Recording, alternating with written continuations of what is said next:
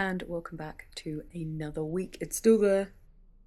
It's not going anywhere. It's permanent. I did have one of those moments where I looked at it and I was like, oh, I really, really like this. I don't think I'm one of those people that's going to get multiple tattoos because I think the permanency of it was highlighted to me. And then suddenly I was like, thank God I like this. Because if I didn't like this, there is no getting out of it. And I got it in colour, and colour's harder to laser off, so I don't think I'm somebody, like my sister was like, I can't wait to book my next one. And I'm a little bit more like, I don't know whether it's going to happen. I have one for when I get married, and then I have like a book-themed one that I do want. But that's it, and I'm not rushing to get more. Do you know what I mean? I don't know. It's a nice thing. I'm glad I've got it, but I don't think I've been bit by the tattoo bug. Which is a bit jam-packed first half of the week. Harry and I are going to go see one of my best friends who's getting married later this year. And then tomorrow is the event with Emily Hauser for Mythica, which is really exciting.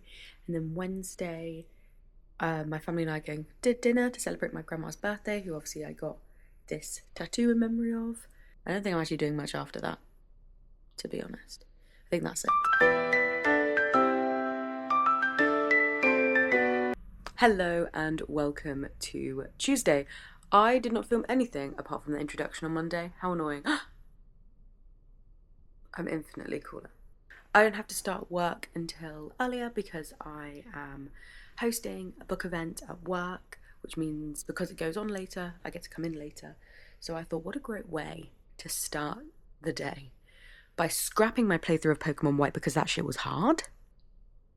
Hard? What the hell?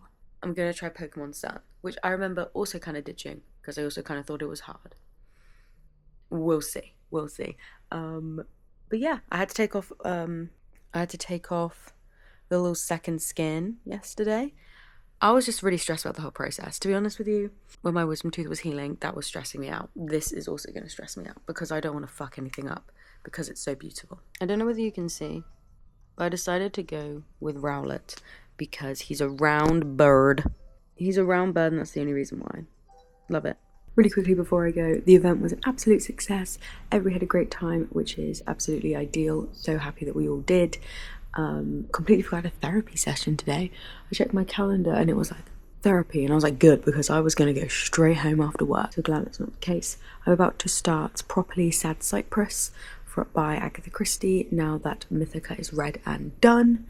And yeah, I'm looking forward to getting back into a Christie. I haven't read a Christie so far this year, so I like to read 3 Christie books a year, so we need to get cracking. I'm at therapy again. I'm waiting. I don't think my therapist is going to be happy because I didn't do the things that she said I should do. I should have stuck up for myself more recently, and I haven't. So she's going to be disappointed. Well, she's not going to be disappointed because she's really nice. It is my day off. I'm about to head to the shops to get a couple of things that we're missing. I have edited my video that's actually going to go up today, so I just need to upload it. It's my quarterly check-in video. I am currently playing Pokemon Sun, which is really, really enjoyable. It's hard. Maybe I'm just a really shit Pokemon player, that's probably what it is, but I'm finding it hard. I also want to crack on and read a bit more of Sad Cypress. I would like to get 100, maybe 150 pages in. I don't know how likely that is. I mean, it is likely. I've got a day off. But yeah, that's what I've got planned today. A very, very chill one. I think we're going to my dad's later for dinner. I'm not entirely sure. My tattoo is looking good, but unfortunately I don't think I'll ever get another one because I'm such an overthinker that this healing process has just been weirdly stressful for me.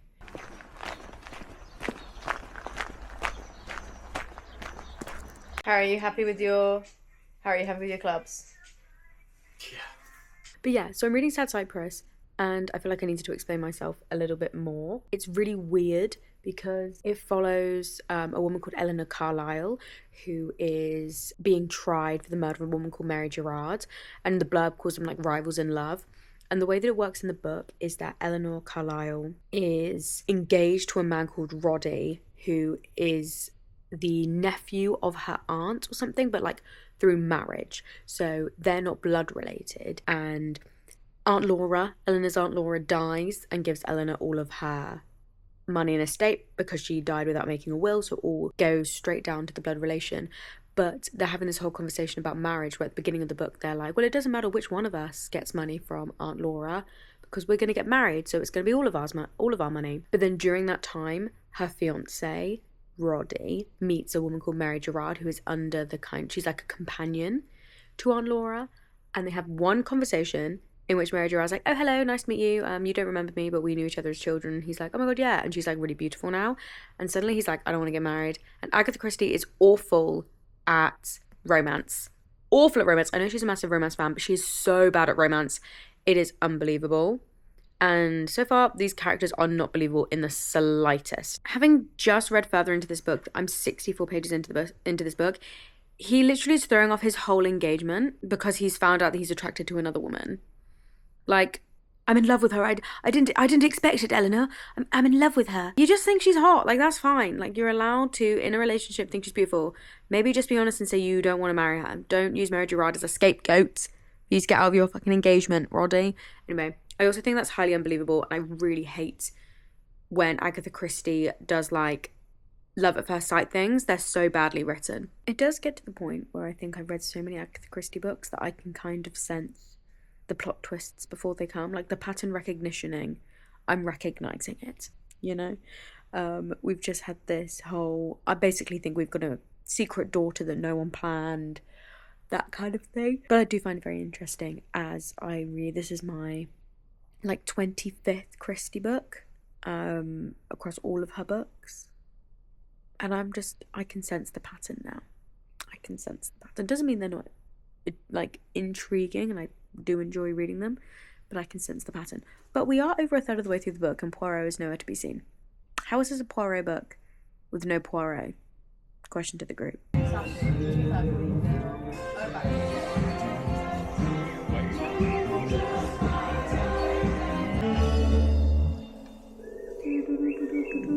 We are back better than ever. I feel like this has been an incredibly boring vlog so far. It is pissing it down outside. It's disgusting. And because I work in retail, she's working on Good Friday when everybody else is in. I'm joking, that's literally what I signed up for. I actually really like my job, so can't really complain. But yeah, working today. I'm also working tomorrow, but then Sunday, we get Easter Sunday off. Praise Jesus and all that. And then because I've accrued up so much time for past events, I get Monday and Tuesday off. So I actually can't complain because I do get some time off. I was actually reading this on my library app because it has been fucking pissing it down. It has been genuinely torrential rain all day. I turned up to work with drenched jeans because my umbrella could only do so much to block the rain because the wind was making the rain just go annoying as hell. So I couldn't be bothered to reach in with my very wet clothes to read my book on the bus. So I got Sad Cypress on the library app that I use. Anyway, so I just need to figure out exactly where I am in regards to the book. I'm 142 pages into this, and that's halfway. So about halfway, Poirot does not turn up until about halfway through the book. And I know that Agatha Christie got kind of sick and tired of Poirot and was a bit over him, so she would like include him less and less. As someone who loves Poirot, this is really fucking annoying. I love him. I think he's great. Bring him back. No, he likes to show up halfway through, 75% of the way through these books now. That being said, my friend Libby and I have a record now of how long can we get into a book before the main detective actually shows up. And Miss Marple, I think, turned up in the last 10% of the book, the last maybe 50 pages. So Poirot has yet to get to that point. But I am really enjoying it. It's really refreshing to go back and read more Poirot books because I love them. In my quarterly check-in, I was talking a lot about trying to go back to read for pleasure and not pressure myself to read more because of external pressures and my own pressures to do 7,000 challenges. So it feels good just to read a book for pleasure. After this, I plan on reading another murder mystery, this time a fantasy murder mystery, reading The Tainted Cup by Robert Jackson Bennett. I'm really looking forward to that. The only thing is it's a hardback. I find hardbacks so annoying, so hopefully I might check if it's on my library app. And we are back. The goal is to finish Sad Cypress today. That's how much I've got left. I'm feeling confident. tomorrow I have a day off. Yay, love not working the full weekend. Shout out to Jesus resurrecting for giving me this day off specifically. Happy Easter. I hope you all, because by the time you see this, Easter will be over. But I hope you had a really nice Easter Sunday if you celebrate Easter Sunday.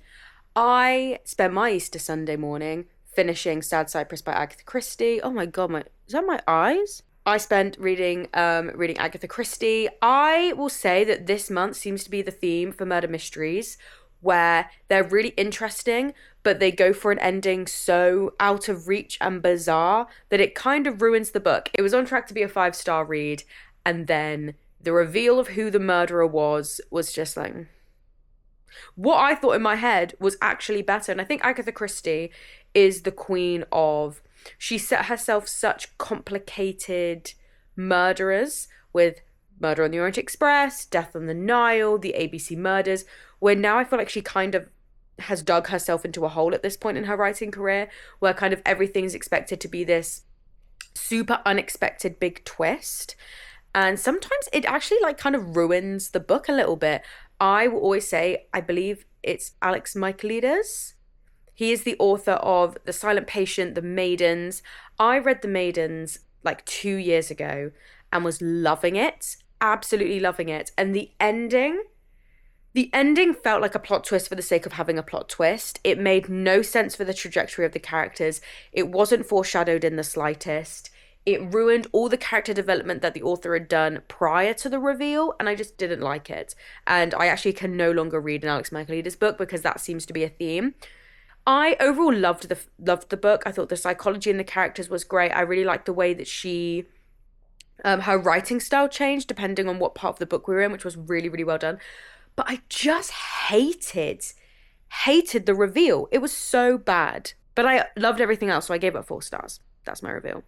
Going forward for the rest of this weekend, I now have 3 days off, which is amazing. I plan on finishing Your Lie in April, which is a very chunky 500-page manga. And I want to start The Tainted Cup because that is my book group book for May, but we are literally meeting at the very first day of the month, so I don't have any wiggle room, so I need to read that. So those are the next 2 books that I'm reading next. For the last couple of days, we've had someone ring our doorbell and run away for ages, and Harry found out today. It's his stepbrother that lives like literally 3 minutes away from us, and apparently he's on his way up, so I'm trying to convince Harry to wait at the door, to wait for him to ring our doorbell so we can scare him. How are you gonna do it? I don't know. I think I just need to stand there when you open the door. Are you recording now? Yeah! He's gonna be like 5 minutes. No, but still I'm nervous. I need to make it, I needed to record because what happens if I miss it? Should I turn the light on? Which one? This one. Okay, that's better. Just be careful in case your shadow shows up on the, What, here? Yeah. What happens if he just walks past? Imagine if he just doesn't even come. Yeah, that's what I was thinking. He will. Shall I do it after him before he goes? Well, as he's walking up. No, wait for him to be at the doorbell. Like when you see him reaching, like when he gets to the door. Because if you do it beforehand, he has to be at the door ready to press the doorbell. We'll be really bad spies on stakeouts because we're bored already. God, this is boring. I've got the wide angle lens on. I can see into next week. Oh, so he's not coming past her. Oh no, is he not going past us? What, on the way back? Can you give me a text when he's like close? Because I'm waiting by the door, and I thought he was going to be like 5 minutes. Yeah. Okay. Cheers. Bye bye.